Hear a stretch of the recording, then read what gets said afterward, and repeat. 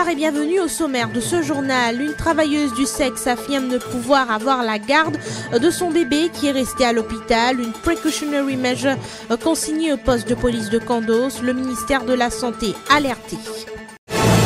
Une allégation de tricherie lors d'une épreuve de maths, c'est ce qui serait à l'origine de la tentative de suicide d'un adolescent de 17 ans hier. Il se serait senti humilié par les remarques de son enseignant. Le ministère de l'Éducation a initié une enquête.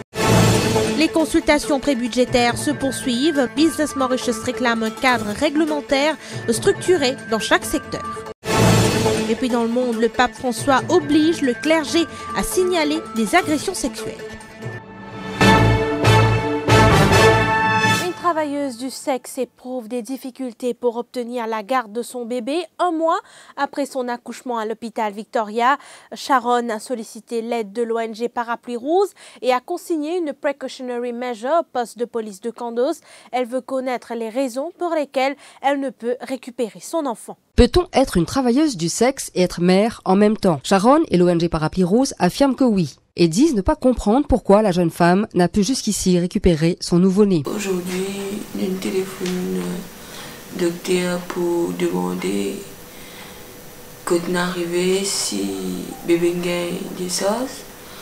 Docteur, en fait, nurse qui nous prend le téléphone, il dit nous qui oui, bébé gagne des sauces, qui nous capable de venir. Et qui nous besoin venir 3 heures parce qu'il y a encore un docteur qui ne sait pas ce qu'il fait. Et nous allons 3 heures, nous allons pour prendre bébé. Là-bas, c'est une famille connue qui c'est maintenant le docteur qui peut d'accord pour les enfants aller, mais c'est Sylvie qui n'est pas d'accord. Et puis, c'est une téléphone pour demander qui peut arriver parce qu'il y a des 3 jours avant, c'était une jeune qui n'est pas capable de prendre bébé, et puis aujourd'hui, c'est une qui n'est pas capable de prendre bébé. De là, c'était une jeune demain, c'était une rendez-vous, c'était une venir demain pour nous causer. Shamima Boyrou de l'ONG Parapluie Rouge est aussi une travailleuse du sexe. Elle déclare ceci: il ne faut pas oublier que nous sommes aussi des humains. Pour moi, je trouve que ce qui peut arriver est bien injuste parce que nous sommes humains avant tout. Pas capable de décider du jour au lendemain pour nos enfants. Nous avons couché, nous avons les enfants pendant 9 mois dans le ventre et à ce nous avons souffert pour accoucher pour gagner ces enfants-là et qui après nous pas récupérer nos enfants et là fait nous comme une boule. Et ça c'est un affaire qui est inacceptable et qui n'est pas d'accord du tout avec ça. En tant qu'humain, c'est notre droit pour vivre avec nos enfants et c'est pas juste droit Sharon qui peut bafouer, c'est aussi droit sur bébé qui est un bébé qui ne fait que prendre naissance et qui là, ça fait un mois que sa bébé là a même le droit pour vivre avec sa maman. Et ça, c'est une affaire qui est bien injuste, qui peut passer dans le pays et qui n'est pas pour les tomber. Que disent les autorités? Le ministère de la Santé tient à démentir que le personnel de l'hôpital de Kandos a pris la décision de retenir le bébé pour les mauvaises raisons. Quels sont les critères pour enlever la garde d'un enfant à sa mère? Dans un contexte pareil, l'Ombudsperson for Children accordera une interview à Radio Plus demain matin. Une allégation de tricherie lors d'une épreuve de maths à l'origine de la tentative de suicide d'un adolescent de 17 ans dans un collège d'État du Nord. L'élève se serait senti humilié par les remarques de son enseignant car il affirme ne pas avoir triché. C'est du moins ce qu'affirme le père dans une déposition consignée à la police.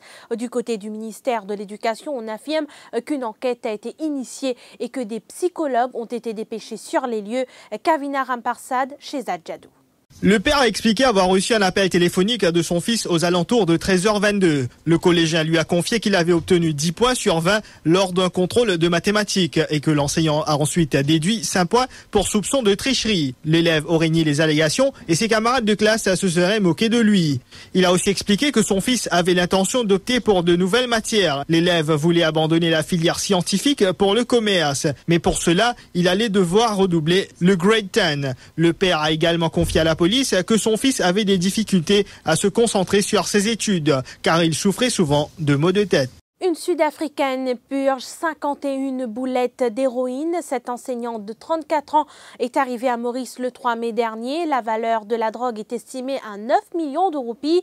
La Sud-Africaine avait été interceptée par les officiers de la Customs and Anti-Narcotics Section de la douane avant d'être livrée à l'ATSU. Ses contacts locaux sont recherchés.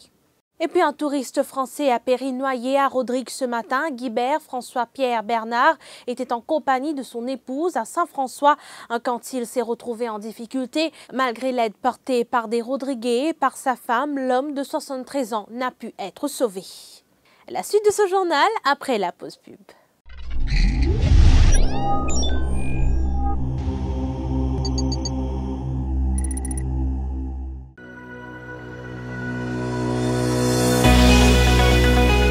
Le Pure White, c'est la marque de peinture mat émulsion blanche dans la gamme Polycolor qui a été développée et introduite sur le marché en 2006.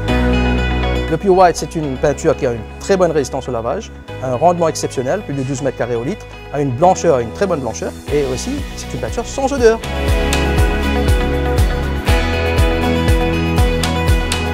Le Pure White est disponible dans tous nos showrooms à travers l'île Maurice, en l'occurrence à Cœur-Pipe, à Saint-Paul, à Belle-Rose, à Port-Louis et à Richter, et aussi dans plus de 450 quincailleries et aussi à Rodrigue.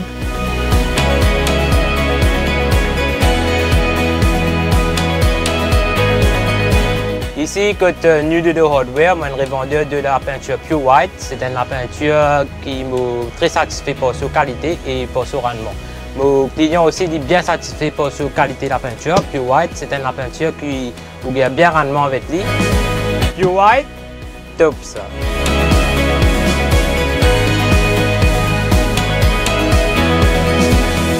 Moi, Salim, habitant Vallée-Pito, je fais faire confiance à la peinture Pure White. Mon service est extra blanc, il peine à le dire. Si mon conseil du monde pour prendre la peinture, service Pure White.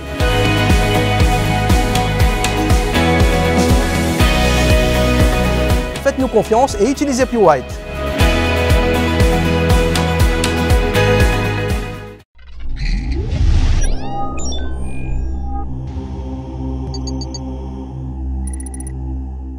Les consultations prébudgétaires se poursuivent. Business Mauritius réclame un cadre réglementaire structuré dans chaque secteur, ce qui attirera plus d'investisseurs, selon Cédric de Spéville. Donc au niveau Business Mauritius, c'est 4 axes prioritaires que nous finissons d'identifier. Premier axe, c'est au niveau de renforcement de la gouvernance en général.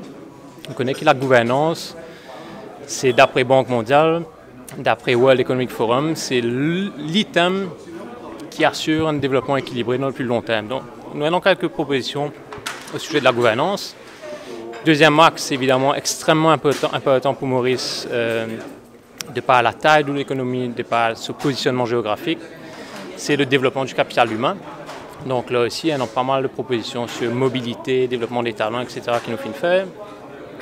Un autre axe, et c'est aussi évidemment important pour Business Mauritius et pour le pays en général, c'est la protection de nos ressources naturelles et aussi une meilleure gestion de ces ressources naturelles. Aussi présente lors de ces consultations, la Chambre de l'agriculture, sa secrétaire Jacqueline Sauzier a réitéré les priorités du secteur sucre.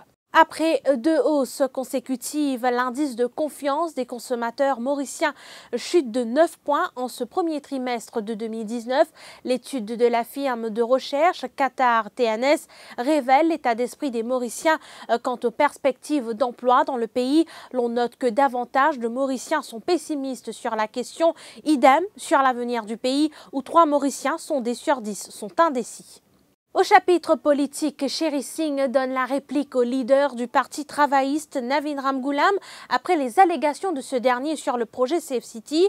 Lors du meeting du 1er mai, l'ex-premier ministre avait dit ne pas comprendre comment Mauritius Telecom est parvenu à débourser 19 milliards de roupies pour l'acquisition de 4000 caméras. Je pense qu'une attaque personnelle, c'est plutôt politique qu'autre chose. Quand même, Navin Ramgoolam, un premier ministre dans le passé, il y a un avocat, pour penser s'il y a un élément, il est capable de demander l'autorité, ou même la presse.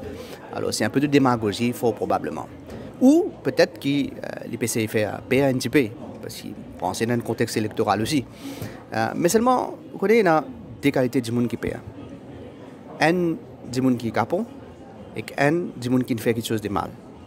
On ne peut pas tomber dans aucune de ces deux catégories-là. Alors, bien sûr, si toutefois M. Navin Ramgoolam retourne au pouvoir, il est most welcome pour faire autant de commissions d'enquête qu'il a envie, quel que soit le projet qu'il a envie qui concerne Mauritius Telecom. Et puis dans le monde, le pape François a profondément remanié la réponse de l'Église catholique aux agressions sexuelles commises en son sein. Il a dévoilé une législation plus stricte obligeant prêtres, religieux et religieuses à signaler tout soupçon d'agression sexuelle ou de harcèlement ainsi que toute couverture de tels faits par la hiérarchie de l'Église. Tous les diocèses de la planète sont en outre obligés d'ici à 1 an de mettre en place un système accessible au public pour signaler des agressions sexuelles potentielles qui seront examinées dans un délai de 90 jours. Et puis un pigeon se fait flasher en excès de vitesse par un radar automatique. Le volatile allemand se déplaçait à une vitesse de 45 km/h alors que la limite est fixée dans le secteur où il a été contrôlé à 30 km/h. Le vol a été immortalisé par l'objectif de l'engin de contrôle et la ville n'a pas résisté à l'envie de publier le cliché de l'oiseau fraudeur sur son compte Facebook.